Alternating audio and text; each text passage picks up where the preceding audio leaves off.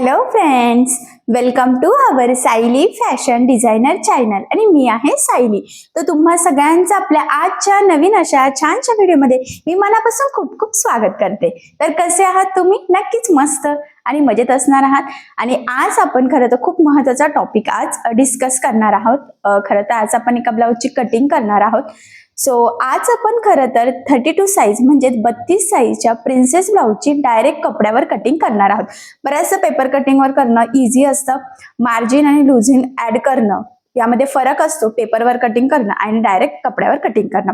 पण आजकाल काय असतं ना, खूप सारे कस्टमरची गडबड असते, घाई असते, आपल्याकडेही टाइम कमी असतो आणि कमी टाइम मध्ये आपल्याला ब्लाऊजची कटिंग करायची असते. कारण बघा, ज्या वेळेस आपण पेपर कटिंग करणार, मग पेपर कटिंग ठेवून अस्तर कट करणार, त्यानंतर पुन्हा ब्लाऊज पीस कट करणार, तर यामध्ये खूप टाइम जातो आणि आपला टाइम सेव्ह व्हावा यासाठी प्रिन्सेस ब्लाऊजची डायरेक्ट कपड्यावर अगदी सोप्या पद्धतीने परफेक्ट अशी कटिंग कशी करायची हे आज मी सांगणार आहे.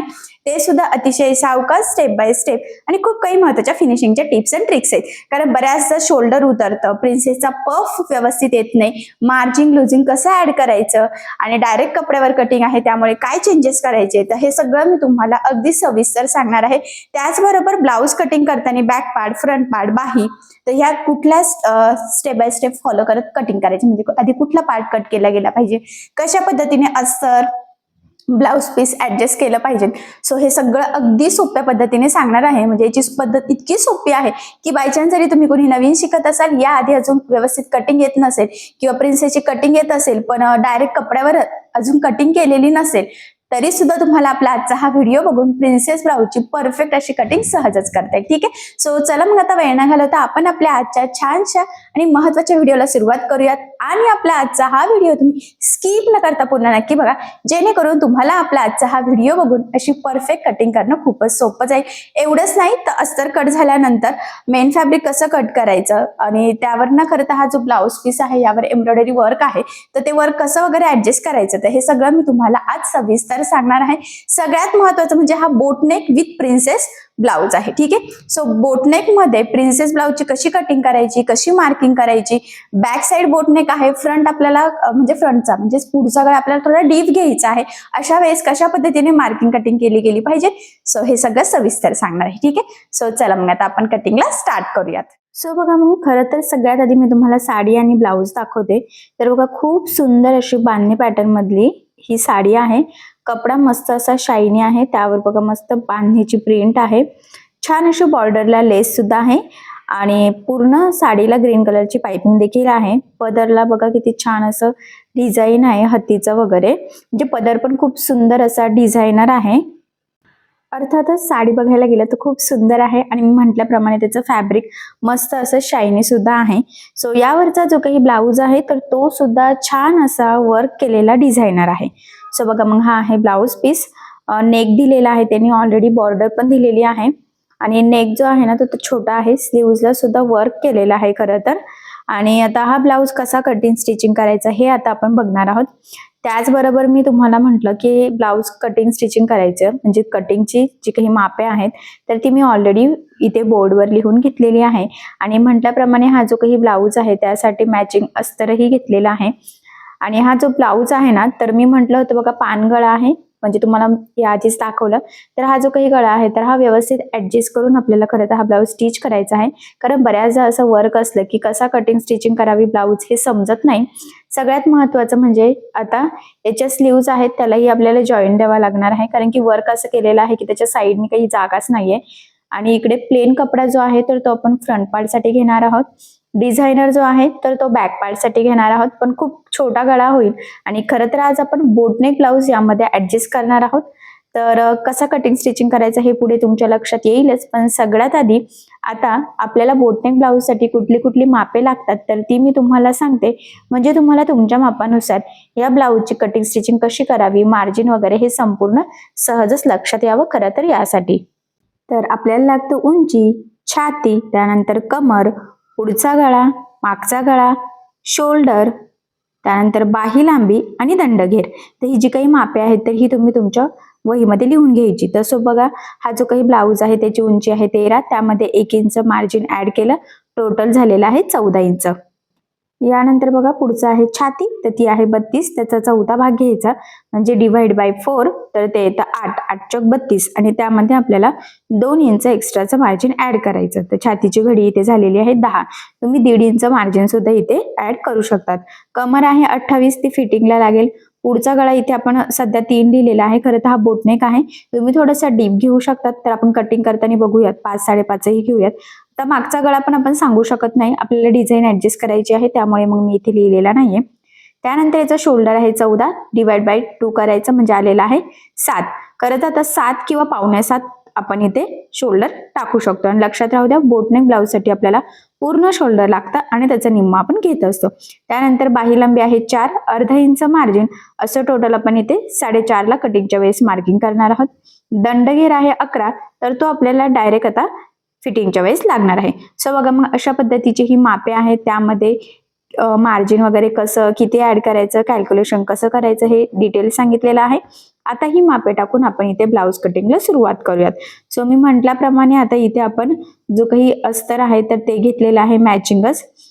त्यानंतर पुन्हा मी तुम्हाला सांगते की हा जो काही पार्ट आहे ना, तर तो आपल्याला इथे खरं तर बोटनेक मध्ये कन्वर्ट करायचा आहे. तर तो कसा करायचा हे मी पुढे तुम्हाला सांगेल, पण सगळ्यात आधी आता आपल्याला याची जी काही मार्किंग आणि कटिंग आहे तर ती अस्तरवर करून घ्यावी लागणार आहे. सो बघा मग मी इथे अस्तर घेतलेलं आहे. खरं तर हे जे काही अस्तर आहे तर हे मी घेताना 1 मीटर डायरेक्ट घेतलेलं आहे. आणि ज्यावेळेस आपण डायरेक्ट कपड्यावर कटिंग करत असतो त्यावेळेस सगळ्यात आधी आपण बॅक पार्ट कट करतो. सो बघा मग सगळ्यात आधी मी ह्या पद्धतीने इथे घडी घालून घेते आणि उरलेल्या कपड्यामध्ये खालचा जो काही लेअर आहे त्यामध्ये आपली बाही पुरून जाईल, कारण बाही आपली छोटी आहे. ठीक आहे, अशा पद्धतीने घडी घातल्यानंतर सगळ्यात आधी मग बंद बाजूच्या साईडनी ब्लाऊजच्या उंचीची मार्किंग करायची. सो बघा मी मगाशी सांगितलं ब्लाऊजची उंची आहे 13, 1 इंच मार्जिन. सो आपण इथे टोटल 14 इंचाला मार्किंग करून घेतली. त्यानंतर इथे शोल्डर आपल्याला 7.25 इंच घ्यायचं आहे, म्हणजे 7 किंवा 7.25, पण खूप असं लूज पण पडायला नको, त्यामुळे मग 7.25 घेतलं तरी सुद्धा चालणार आहे. सो मग मी इथे मार्किंग करून घेतली. आता ही मार्किंग केल्यानंतर आपल्याला इथे मुंड्याची मार्किंग करायची आहे. त्याचबरोबर उंची व्यवस्थित आहे की नाही तेही चेक करायचं. तर मी व्यवस्थित मार्किंग करून घेतली आणि मुंडा सुद्धा मग इथे आपल्याला 7.25 इंच घ्यायचा आहे. इकडून 7.25 डिस्टन्स आहे की नाही तर ते चेक करायचं. 7.25 म्हणजे 7 ला 2 लाईन कमी. ठीक आहे, हा पॉईंट खूप इम्पॉर्टंट आहे, नाही तर काहीतरी कन्फ्युजन होईल आणि मग कटिंग चुकू शकेल. कटिंग चुकली की मग शोल्डर वगैरे लूज पडणं किंवा ते उतरणं असे प्रॉब्लेम्स येऊ शकतात. सो तसं होऊ देऊ नका. आणि बघा मग पट्टीच्या सहाय्याने हे पॉईंट जॉईन करून आपण इथे लाईन ड्रॉ करून घेतलेली आहे. आता यानंतर आपल्याला खालच्या साईडने टाकायचं आहे छातीचा चौथा भाग, अधिक 1.5 इंच किंवा 2 इंच मार्जिन. तुम्हाला किती मार्जिन ऍड करायचं आहे तर ते तुमच्यावर डिपेंड आहे. सो बघा मग मी ते मग अशीच कॅल्क्युलेट केलं होतं की बाहीची घडी टोटल 10 इंच होती, तर अशा पद्धतीने टेप ठेवल्यानंतर 10 इंचाला मी मार्किंग करून घेतलेली आहे. सेम तीच मार्किंग कमरेच्या साईडला सुद्धा करायची, म्हणजे कॅल्क्युलेशन कमी राहतात आणि झटपट आपली कटिंग सुद्धा होते.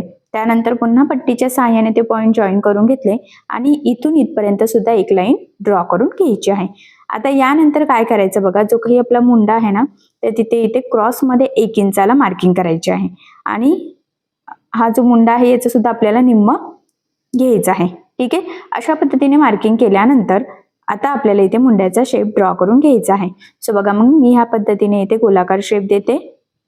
अगदी सोपी पद्धत आहे, अजिबात अवघड नाहीये. आणि बघा मग फायनली आपली जो काही बॅक पार्ट आहे ना तर त्याची मार्किंग झालेली आहे. सो आता जी मार्किंग केलेली आहे एक्झॅक्टली त्यावरच आपल्याला इथे कटिंग करून घ्यायची आहे. आता बघा इथे कटिंग करताना आपण इथून सुरुवात करूयात. तर जी मार्किंग आहे एक्झॅक्टली त्यावरच कटिंग करायची आहे.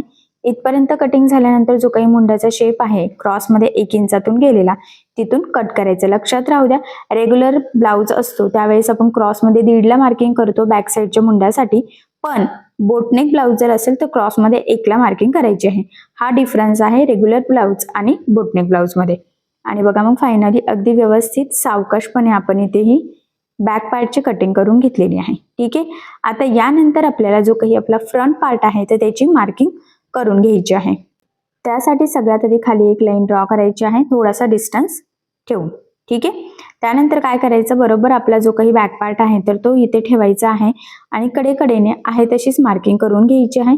खरं तर ही आपली बेसिक स्टेप आहे, तुमचा ब्लाऊज कुठलाही असला तरी सुद्धा चालेल, डायरेक्ट कपड्यावर कटिंग करताना बॅक पार्ट ठेवून आपण सगळ्यात आधी आहे तशीच मार्किंग करून घेत असतो. तर इथे सुद्धा आपल्याला सेम ती स्टेप फॉलो करायची. सो बघा, मग तंतोतंत मी जुळवून इथे ठेवून घेतलेलं आहे आणि यानंतर आता आपल्याला इथे मार्किंग करून घ्यायची आहे. खरं तर इथे तुम्ही डायरेक्टही मार्किंग करू शकतात किंवा पट्टीच्या सहाय्याने जरी मार्किंग केली तरी सुद्धा चालणार आहे. सो बघा, मग ज्या काही लाईन ड्रॉ करायच्या होत्या तर त्या मी पट्टी यूज करून केल्या आणि जे कर्व होते तर ते ह्या पद्धतीने इथे मार्क करून घेतलेले आहे. आणि फायनली बघा, मग अशा पद्धतीने आहे तशीच बॅक पार्टची मार्किंग झालेली आहे. आणि बघा, मग त्यानंतर खालच्या साईडने अर्धा इंच मार्किंग करायची. म्हणजेच पहिली स्टेप आहे की आपल्याला उंची अर्धा इंच वाढवायची आहे बॅक पार्टपेक्षा. ठीक आहे. सो मग मी लाईन इथे ड्रॉ करून घेतलेली आहे आणि हीच लाईनवरती आपल्याला मॅचही करून घ्यायची आहे. ही झाली आपली फायनल उंची. ठीक आहे. यानंतर काय करायचं बघा, आता आपल्याला जो काही आपला मुंडा आहे त्याचीही मार्किंग करून घ्यायची आहे.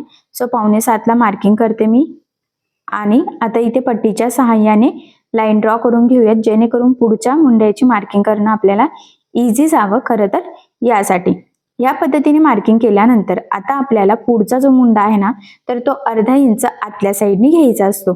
तर ह्या पद्धतीने टेप ठेवायचा आहे आणि अर्धा इंचाची मार्किंग मी करून घेतली. तुम्ही 1/4 इंचाची पण मार्किंग करू शकतात, म्हणजे तुम्हाला कसा कम्फर्टेबल बसतो त्यावर डिपेंड आहे. पण अर्धा इंच मार्किंग केली तरी सुद्धा चालतं. आणि बघा, मग मी तिथे लाईन ड्रॉ करून जॉईन करून घेतलं. त्यानंतर क्रॉसमध्ये एकला मार्किंग करायची आहे आणि पुन्हा मुंड्याचा जो काही आकार आहे तर तो इथे आपल्याला ड्रॉ करून घ्यायचा आहे. आता हा ड्रॉ झाल्यावर बॅक साईडच्या मुंड्याला क्रॉस लाईन मारायची आहे, जेणेकरून कटिंग करताना आपल्याला लक्षात येईल की आपला फायनल मुंडा कुठला आहे तो. ठीक आहे. त्यानंतर आता आपली इथे गळारुंदीची मार्किंग केली मी 4.25 इंचाची. तुमचा जेवढा गळा असेल त्यामध्ये अर्धा इंच एक्स्ट्राचं ऍड करायचं. तर इथे 5.5 ते 6 इंच गळा तुम्ही घेऊ शकतात. आणि जर तुम्हाला बोटनेकचा कमी गळा घ्यायचा असेल 3-3.5 इंचाचा तर तरी सुद्धा तुम्ही इथे घेऊ शकतात, काही प्रॉब्लेम नाही. बऱ्याचदा आपण फ्रंट पार्ट घेत असतो डीप आणि जो काही बॅक आहे तर तो बोटनेक घेतो, म्हणजे तसं केलं तरी चालेल किंवा असं केलं तरी सुद्धा चालणार आहे. तर एक अंदाज देते बघा, ह्या पद्धतीने मग तुम्ही 3-3.5 मार्किंग करून बॉक्स तयार करून सिंपल गोलगळा, पानगळा, पंचकोनी कुठल्याही गळ्याची मार्किंग इथे करू शकतात. पण इथे आपण थोडासा डीप गळा घेणार आहोत. सो त्यामुळे मग डीप गळा जर असेल तुमचा 5, 5.5 किंवा 6 तर त्यामध्ये अर्धा इंच एक्स्ट्राचं मार्जिन ऍड करायचं. सो बघा, मग मी इथे मार्जिन ऍड करूनच डायरेक्ट मार्किंग करून घेतली. तर मी इथे 6ला मार्किंग केली आणि 4.25 इंच गळारुंदीची मार्किंग सुद्धा करून घ्यायची. आणि त्यानंतर आता पट्टीच्या सहाय्याने हे पॉइंट जॉईन करून आपल्याला इथे बॉक्स तयार करून घ्यायचा आहे. आता ही आपली बेसिक स्टेप आहे. तुमचा गळा कुठलाही असला तरी सुद्धा आपल्याला या पद्धतीने मार्किंग करून एक बॉक्स तयार करून घ्यावा लागतो. आणि त्यानंतर जो काही गळ्याचा आकार असेल तर तो आपण इथे ड्रॉ करत असतो. तर इथे तुम्ही पंचकोनी आकार ड्रॉ करू शकतात, सिंपल असा गोलगळाही घेऊ शकतात, स्क्वेअर म्हणजे जो चौकोनी आहे तोही घेऊ शकतात. पण आता बॅक साईडचा जो काही शेप आहे तर तिथे पानगळ्याची मार्किंग आहे. सो त्यामुळे मग मी मॅचिंग म्हणून इथे पानगळ्याचा आकार ड्रॉ करून घेतलेला आहे. ठीक आहे. सो अशा पद्धतीने आपली गळ्याची सुद्धा इथे मार्किंग झालेली आहे. आणि यानंतर आता मेन पुढचा पॉइंट आहे तो म्हणजे प्रिन्सेसचा शेप. सो त्यासाठी काय करायचं, सगळ्यात आधी बंद बाजूच्या साईडने इकडून ह्या पद्धतीने टेप ठेवून 3.5 इंचाला मार्किंग करायची. त्यापासून पुन्हा 2 इंचाला मार्किंग करून घ्यायची. त्यानंतर वरून खाली आपल्याला टक्स पॉइंटची मार्किंग करायची आहे, प्रिन्सेसचा टक्स पॉइंट. सो मग मी ते 10 आणि 10.5 असं 2 मार्किंग केल्या, जेणेकरून कन्फ्युजन व्हायला नको आणि शेप थोडासा मॅच करता यावा यासाठी. आणि त्यानंतर मग बघा, प्रिन्सेसचा शेप आपल्याला ह्या पद्धतीने इथे ड्रॉ करून मुंड्याला बरोबर मॅच करून घ्यायचा आहे. ठीक आहे. आता ही मार्किंग झाल्यानंतर आपल्याला खाली मुंड्याचा शेप सुद्धा द्यायचा आहे. तर जो डिस्टन्स होता 2 इंचाचा तिथे ह्या पद्धतीने हा मॅच करायचा, जेणेकरून पफ व्यवस्थित परफेक्ट यावा. त्यासाठी आपण 2 इंचाचा डिस्टन्स घेतो. पफ जर तुम्हाला कमी हवा असेल तर तुम्ही 1.5 इंचाचा डिस्टन्स घेऊ शकतात, पण 2 इंचाचा घेतल्यानंतर ब्लाऊज फिटिंगला खूप सुंदर बसतो. तर ह्या पद्धतीने नक्की तुम्ही प्रिन्सेस ब्लाऊजची कटिंग स्टिचिंग करून बघा, नक्कीच तुम्हाला परफेक्ट बसेल. कारण खूप साऱ्या कंप्लेंट्स असतात की पफ व्यवस्थित येत नाही, पफ चपटा येतो, त्यामुळे मग फिटिंगला व्यवस्थित बसत नाही. सो तसं होऊ नये त्यासाठी तुम्ही ह्या पद्धतीने नक्कीच मार्किंग करू शकतात. आता यानंतर इथून ह्या पद्धतीने टेप ठेवायचं. कमरेचा चौथा भाग आहे 7 चौक 28.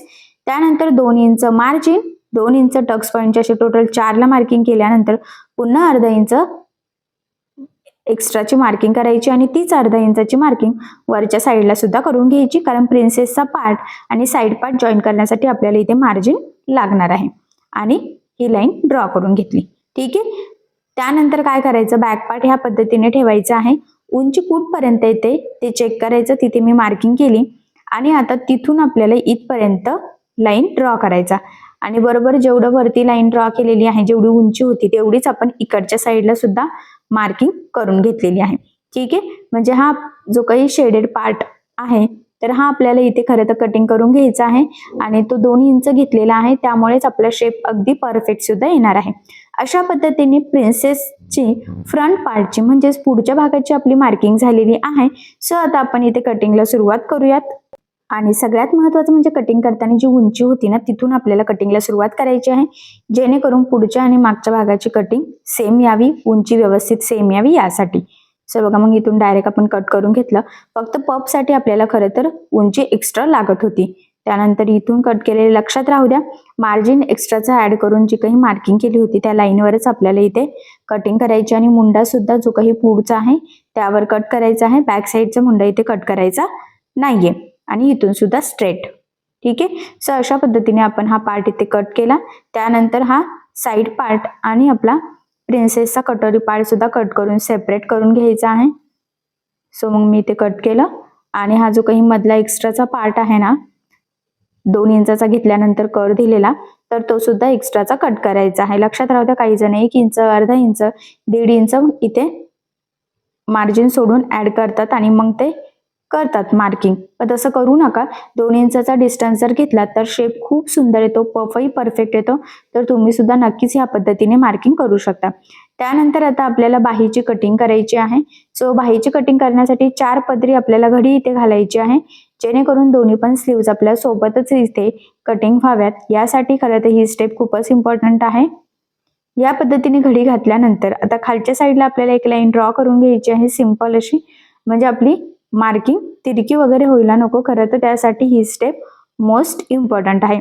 आता ही मार्किंग केल्यानंतर तुमची जेवढी बाही लांबी असेल त्याची मार्किंग करायची आणि जेवढी घडी असेल तर इथे 8ची घडी आहे, कारण की छाती आहे 32, तर 32चा चौथा भाग होतो 8 आणि बाही लांबी इथे 4.5ला मार्किंग करून घेतलेली आहे. तीच मार्किंग इकडच्या साईडला सुद्धा करून घ्यायची आहे आणि त्यानंतर पट्टीच्या सहाय्याने हे पॉइंट जॉईन करून इथे आपल्याला हा बॉक्स तयार करून घ्यायचा. आता बाही लांबी कमी आहे त्यामुळे मग कॅप हाईट 2.5 इंच घेतली. इथून इथे 1 इंचाची मार्किंग करायची, इथे सुद्धा आतल्या साईडने 1 इंचाची आणि खालच्या साईडला सुद्धा 1 इंचाचे, अशा टोटल 3 मार्किंग करून हे पॉइंट जॉईन करायचे. बघा या पद्धतीने इथे तिरकी लाईन आणि इथे सुद्धा तिरकी लाईन. ठीक आहे. आता ही जी काही लाईन आहे ना तर इथून इथपर्यंत टेप ठेवायचा. इथे आहे 6.5 तर त्याचं निम्म घेतलं 3.25 आणि पुन्हा 3.25 आपल्याला इथे निम्म घ्यायचं आहे.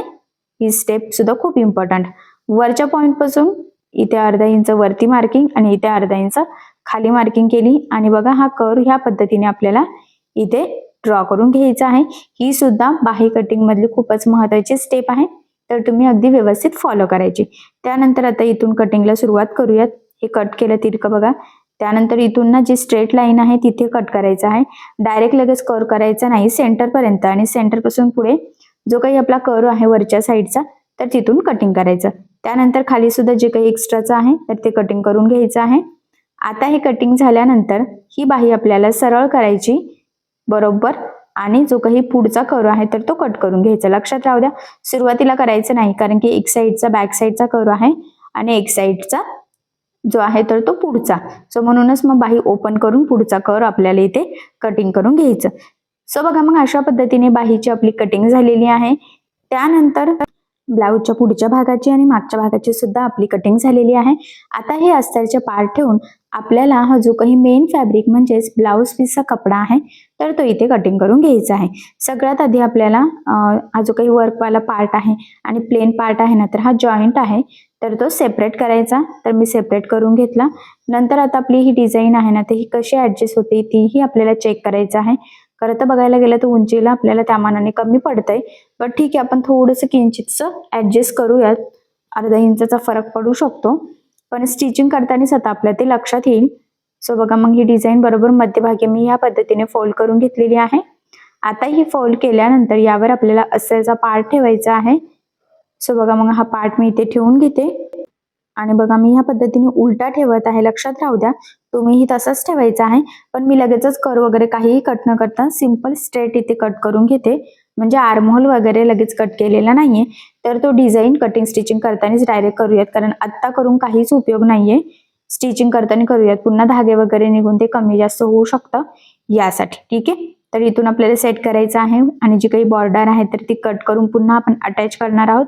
तर ते पुढे तुमच्या लक्षात येईलच कशा पद्धतीने मार्किंग करायची आणि कशा पद्धतीने स्टिचिंग करायची. सो बघा मग हा जो काही आपला ब्लाऊजचा बॅक पार्ट आहे तर तो मेन फॅब्रिक अस्तर दोन्ही कटिंग झालं. त्यानंतर आता स्लीव्स पण कट करून घेऊयात. तर डिझाईन बरोबर सेंटरला मॅच करायची आहे. सगळ्यात महत्त्वाचं म्हणजे आता ह्या दोन्ही पण स्लीव्सला दोन्ही पण साईडने आपल्याला इथे जॉईंट द्यावा लागणार आहे, कारण वर्क बरोबर सेंटरला घ्यायचं आहे आणि दोन्ही साईडने कमी सुद्धा पडते. फक्त एवढंच आहे की सगळ्या साईडने आता आपल्याला इथे मार्जिन ठेवत हे कटिंग करून घ्यायचं आहे. तर बघा मी इथे कट केलं, वरच्या साईडने सुद्धा मार्जिन ठेवायचं आहे. साईडने तर मार्जिनचा प्रॉब्लेमच म्हणजे काही विषयच राहत नाहीये, तिथे आपल्याला जॉईंट द्यावा लागणार आहे. आता ही बाही सुद्धा आपल्या इथे कटिंग झालेली आहे, तर मी साईडला ठेवते. त्यानंतर आता जो काही ब्लाऊजचा पुढचा भाग आहे तर तो सुद्धा आपल्याला इथे कटिंग करून घ्यायचा आहे. तर बघा मी डायरेक्ट तो डबल फोल्ड कपडा करते, जेणेकरून दोन्ही पण पार्ट आपले सोबतच कट व्हावे. यासाठी साईडचे धागे वगैरे सुद्धा कटिंग करते, म्हणजे कटिंग करणं सोपं जाईल आणि कसं ऍडजस्ट वगैरे करून कट करायचं हेही आपल्या सहज लक्षात यावं यासाठी. सो बघा मग या पद्धतीने तुम्ही डायरेक्ट डबल फोल्ड करून डबल पार्ट्स कट करू शकतात, पण मी जरा कडेनेच फक्त फोल्ड करत आहे, कारण की उरलेला कपडा आपल्याला पुन्हा डिझाईनसाठी काम येऊ शकतो, किंवा ब्लाऊज स्टिचिंग करायची आहे, आपल्याला डिझाईन पण स्टिच करायची आहे, बाहीला जॉईन द्यायचं आहे, यासाठी आपल्याला हा फॅब्रिक लागणार आहे हुकलूक पट्टीसाठी सुद्धा. ठीक आहे, सो मग मी कडेचा पार्ट थोडा तसाच ठेवला आणि मग घडी घालून घेतली आणि बघा साईड पार्ट आणि प्रिन्सेसचा कटोरी पार्ट दोन्ही व्यवस्थित ठेवून घेतल्यानंतर सगळ्या साईडनी कडेकडेने एक्स्ट्राचं मार्जिन ठेवत आपल्याला इथे कट करून घ्यायचं आहे. लक्षात राहू द्या फ्रंट पार्टच्या गळ्याची आपण फक्त मार्किंग केलेली आहे, लगेच कटिंग केलेली नाहीये, कारण की आपल्याला कॅनव्हास पेपर लावून हा गळा स्टिच करायचा आहे. तर ब्लाऊज स्टिचिंगच्या वेळेस मी तुम्हाला ते सांगेलच. आता बघा साईड पार्ट कट झाल्यानंतर जो काही आपला प्रिन्सेसचा कटोरी पार्ट आहे तर तो सुद्धा आपल्याला सगळ्या साईडने एक्स्ट्राचं मार्जिन ठेवत खरं तर कटिंग करून घ्यायची आहे. सो बघा मग फायनली अशा पद्धतीने आपला हा पार्ट सुद्धा इथे कट झालेला आहे. ठीक आहे, सो बघा मग तसं बघायला गेलं तर फायनली आता आपली 32 साईजच्या प्रिन्सेस ब्लाऊजची संपूर्ण कटिंग झालेली आहे, अस्तरवर सुद्धा आणि मेन फॅब्रिकवर सुद्धा. सो अगदी सावकाश स्टेप बाय स्टेप आणि खूप काही महत्त्वाच्या फिनिशिंगच्या टिप्स अँड ट्रिक्स आहेत मी तुमच्यासोबत संपूर्ण कटिंग शेअर केलेली आहे. एवढंच नाही तर डिझाईन कशी ऍडजस्ट करायची हेही सांगितलेलं आहे. आता स्टिचिंग करताना कसं ऍडजस्ट करायचं तर मी ते तुमच्यासोबत स्टिचिंगच्या व्हिडिओमध्ये लवकरात लवकर शेअर करेल. ठीक आहे, सो बघा मग मी अगदी प्रिन्सेस ब्लाऊजची कटिंग तुम्हाला सोप्या पद्धतीने महत्त्वाच्या टिप्स अँड ट्रिक्स आहेत शेअर केलेली आहे.